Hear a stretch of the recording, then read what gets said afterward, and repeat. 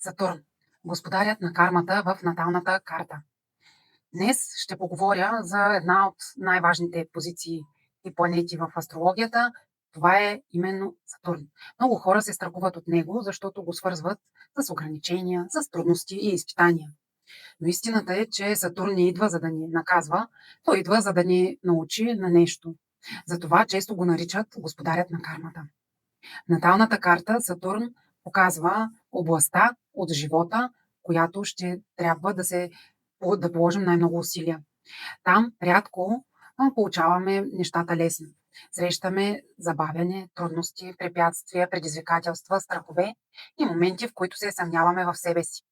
Но именно там имаме възможност да изградим една истинска устойчивост, мъдрост и вътрешна сила.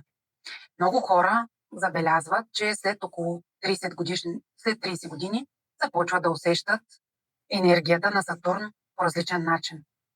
Това не е случайно, разбира се. Тогава настъпва така нареченото първо завръщане на Сатурн. Сатурновия период, в който животът ни подтиква да поемем отговорност за изборите си и да изградим по-здрава основа за бъдещето. Освен знака и дома, в който се намира Сатурн, от изключително важни са и аспектите, които той образува с останалите планети. Ако Сатурн се намира на вашия асцендент или е в много тесен съвпад с него, той силно оформя характера и начина, по който човек се представя пред света. Тези хора често ги изглеждат доста сериозни, съдържани и по-зрели за възрастта си. Още от деца много от тях са били принудени рано да поемат някаква отговорност в семейната среда или са израснали с усещането, че трябва да бъдат силни. В ранните години може да има липса на увереност, страх от грешки или усещане, че трябва постоянно да доказват стойността си. Но именно това е урокът на Сатурн. Да изградиш вътрешна опора, а не да търсиш постоянно одобрението на другите. С времето тези хора развиват качества, които трудно се придобиват по друг начин. А именно това са качества като дисциплина, устойчивост, търпение и способност да носят голяма отговорност на гърба си. Сатурн не отнема, той изгражда, но го прави бавно, чрез опит и постоянство. Не се борете да бъдете като другите. Вашият път не е бързия успех. Вашият път е устойчивият успех. Вашата задача е да изградите здрава вътрешна основа. Второ, следвайте дисциплината, но не и самонаказанието. Трето, поемайте отговорност, но не носете чуждите отговорности. Четвърто, позволявайте си да бъдете несъвършени. Не е нужно да заслужавате любовта или уважението чрез постоянни някакви доказателства. Пето, работете търпеливо върху себе си, защото Сатурн възнаграждава, както казахме по-горе, постоянството, а не бързането. Шесто, изграждайте увереност отвътре. Вместо да чакате външно някой да ви одобри. И най-важното, не се сравнявайте с хората, които постигат успех рано и бързо. При Сатурн най-ценните резултати идват с времето. Това, което изградите, има потенциала да остане стабилно за години напред. Запомнете, Сатурн не е вашият враг. Той е вашият най-строг, но и най-мъдър учител. Когато приемете, че уроците му, той се превръща в един от най-силните ви съюзници.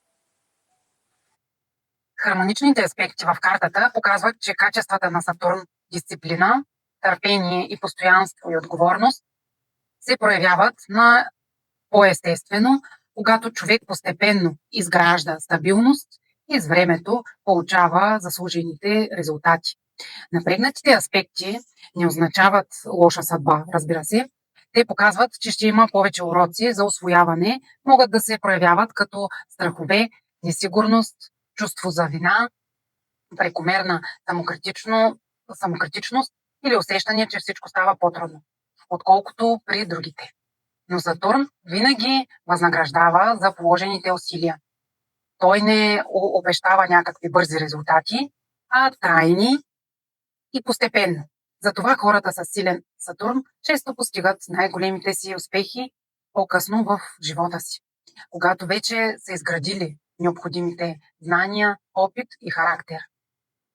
Основният урок на Сатурна асцендента е да изградиш собствена стойност, вътрешната опора и зрялост, без да живееш в страх от чужда оценка. И най-важният урок е да се превърнеш в авторитет за самия себе си. Да спреш постоянно да търсиш одобрението отвън и да започнеш да се доверяваш повече на себе си и на собствените си качества, опита ти и решенията ти. Но Сатурн ги учи, че истинската сила, ни учи, че истинската сила не е в това някога да не грешиш и да не приемеш ограниченията си, да учиш от тях и да продължаваш напред. Основните уроци са: първо, най-важно, да изградят здравословно самочувствие, да поставят ясни лични граници, да поемат своята, а не чужда отговорност, да развият търпение и постоянство, да приемат, че зрелостта се изгражда с време, да си позволят да бъдат автентични, а не перфектни. И така, завършвам видеото с това, че Сатурн на асцендента не пита колко бързо ще стигнеш до върха, той те пита какъв човек ще станеш, докато се скачваш. В следващите видеа ще разгледаме по-подробно какво точно означава, когато Сатурн е в аспекти с Слънцето, Луната, Меркурий, Венера, Марс и останалите планети. Именно тези аспекти разкриват едни от най-дълбоките кармични уроци в наталната ви карта. Ако тази тема ви е докоснала по някакъв начин или ви е била интересна, моля да се абонирате за канала ми. Оставете коментар, ще се радвам да продължим заедно това пътешествие. По-голяма дълбочина на астрологията.